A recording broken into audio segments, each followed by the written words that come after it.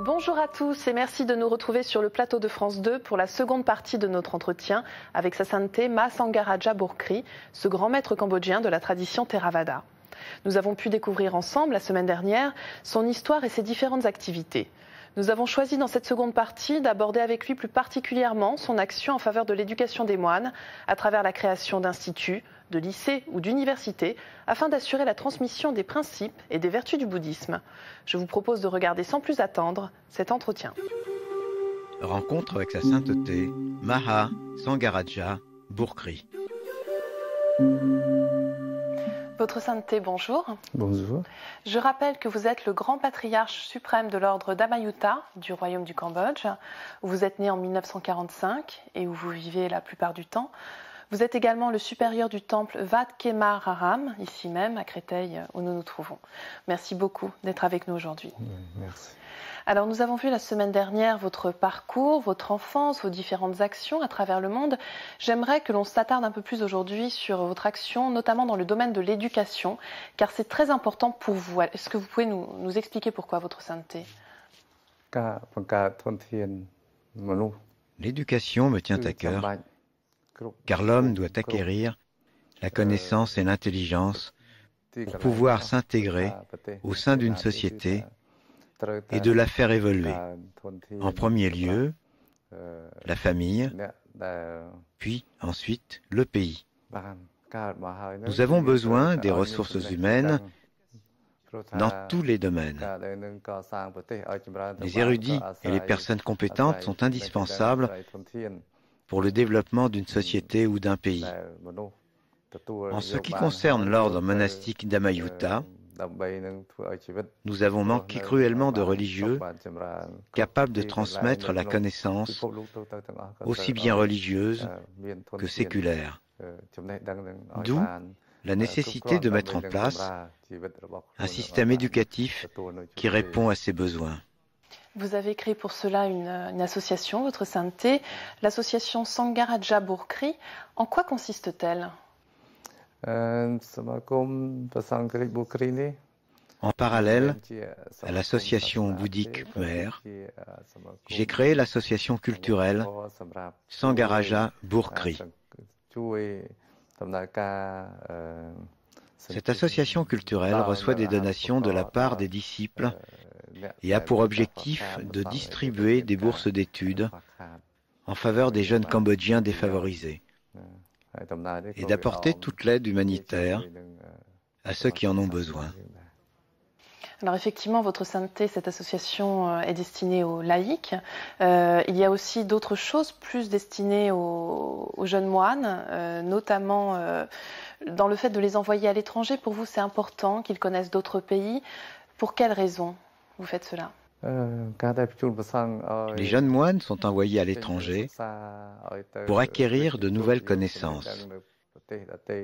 Ils étudient en France, aux États-Unis, en Indonésie, en Thaïlande, au Sri Lanka et en Inde, pour acquérir de nouvelles compétences qui leur seront très utiles, notamment dans les métiers de l'informatique, de la technologie et de l'Internet.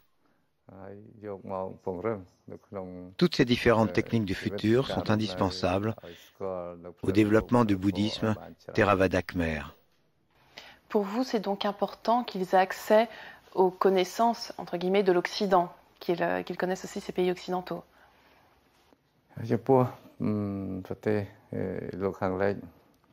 Oui, bien sûr, c'est très important, car l'Occident leur apporte les connaissances technologiques du monde moderne, ainsi que les structures et l'organisation à mettre en place pour développer des projets au Cambodge et pouvoir à leur tour les transmettre.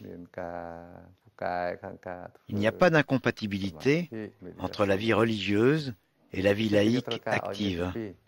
Elles sont très complémentaires.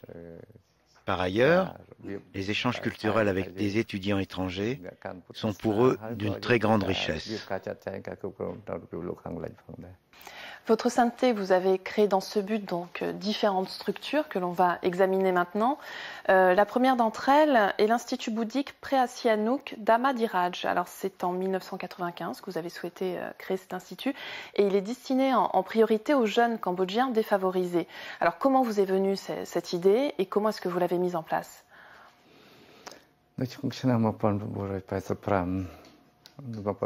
L'Institut bouddhique Preah Sihanouk Dhamma Diraj a été créé en 1995 et placé sous le patronage de Sa Majesté le roi Norodom Sihanouk.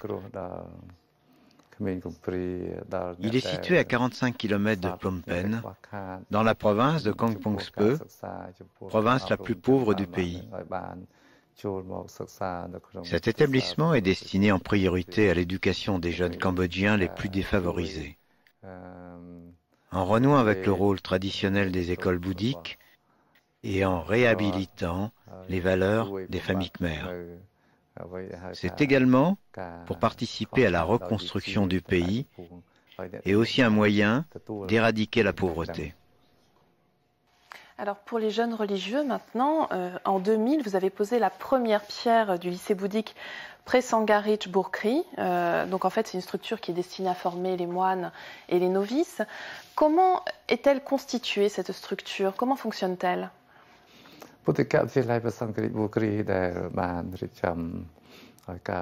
Dès sa création, en l'an 2000, le lycée bouddhique Preah Sangarich Burkri fonctionnait avec les donations et le financement obtenus par le biais de l'association culturelle que j'ai créée en France.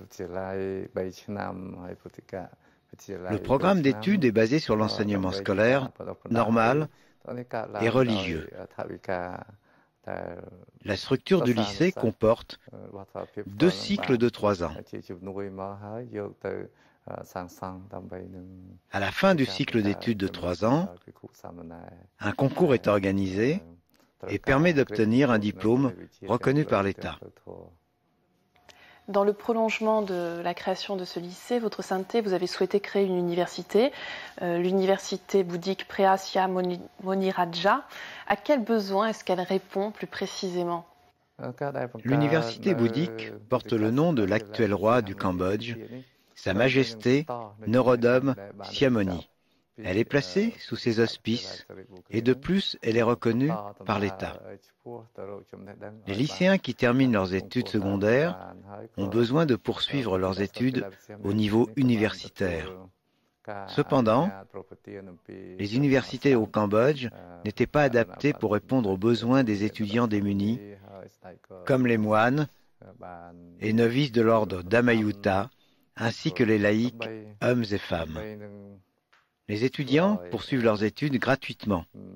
Ils peuvent aussi également bénéficier de bourses d'études tout au long de leur cursus universitaire. Alors ce qu'il faut préciser, Votre Sainteté, c'est que vous avez bénéficié du soutien sans faille de la royauté du Cambodge. Pouvez-vous nous dire quel lien vous entretenez avec eux? Le roi père et la reine mère ont toujours soutenu le bouddhisme à titre personnel et aussi d'une manière officielle, car le bouddhisme est une religion d'État inscrite dans la constitution du Cambodge. De ce fait, le roi est le protecteur du bouddhisme. Les relations que j'entretiens avec le roi actuel sont officielles en tant que grand patriarche suprême et d'une manière plus privée, nous avons une relation très proche, moi en tant que précepteur et lui en tant que disciple. Alors, j'aimerais que l'on parle d'une de vos autres actions qui est très importante. Elle a été mise en place avec l'UNESCO. Il s'agit du Buddhist Sangha. Donc, en fait, c'est une structure qui a été créée pour protéger les traditions, les coutumes du Cambodge. Comment est-ce que vous souhaitez qu'elle fonctionne? Enfin, comment est-ce qu'elle a été mise en place et de quelle manière est-ce que vous travaillez avec cette structure?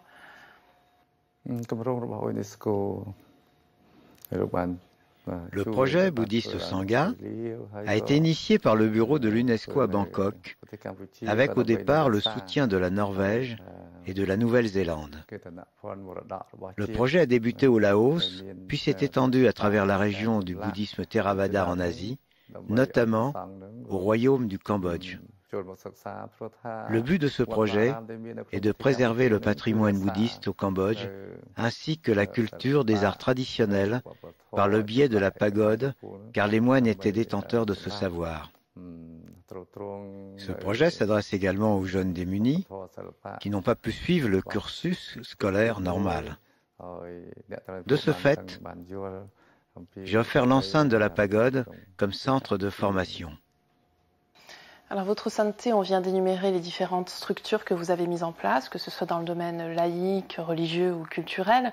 On imagine que finalement le but, c'est de promouvoir les valeurs du bouddhisme à travers le monde. Quelles sont, selon vous, les principales à mettre en avant et à essayer vraiment de diffuser, que ce soit en Orient ou en Occident? Les valeurs du bouddhisme se résument en 3 valeurs principales: la patience, la tolérance et la compassion. Si l'on applique ces principes, alors les hommes pourront vivre en harmonie et en paix les uns avec les autres.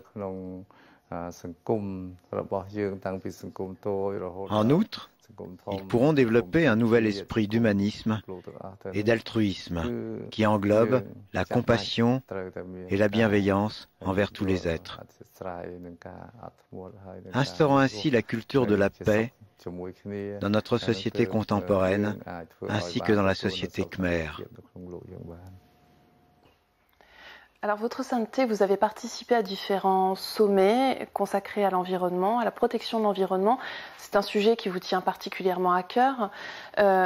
Comment vous envisagez justement cette lutte contre la déforestation notamment? Qu'est-ce que l'on peut mettre en place à notre niveau? Prenons l'exemple du Bouddha. Le Bouddha est né sous un arbre à Lumbini. Il a atteint l'illumination sous l'arbre de la Bodhi et finalement, il mourut sous l'arbre Sala. Toute son existence fut liée à la nature. Le Bouddha a également interdit aux moines de couper des arbres et de donner l'ordre à d'autres de le faire. Nous vivons en harmonie avec l'environnement et aussi nous devons unir nos efforts pour préserver la faune et la flore à tout prix. Faire cesser la destruction massive de la forêt amazonienne et mettre un terme au massacre des baleines, arrêter la prolifération du nucléaire et veiller au changement climatique. Pour conclure cette émission, Votre Sainteté, est-ce que vous auriez des souhaits à formuler pour nos contemporains?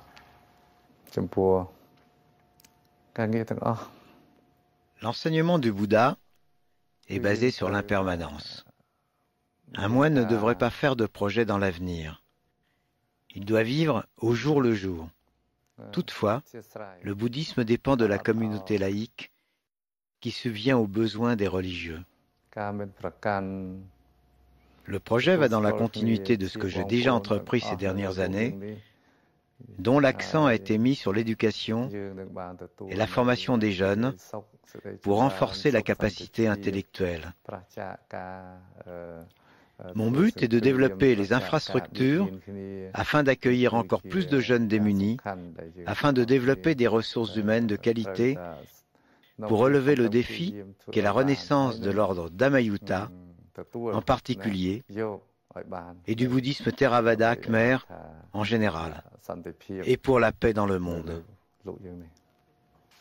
Merci infiniment, Votre Sainteté, d'avoir été avec nous tout au long de ces 2 émissions. Merci beaucoup.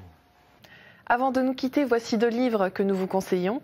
Tout d'abord Les Khmers de Bruno D'Agins avec le guide Belles Lettres des civilisations, ainsi que Sagesse d'Asie aux éditions du Toucan.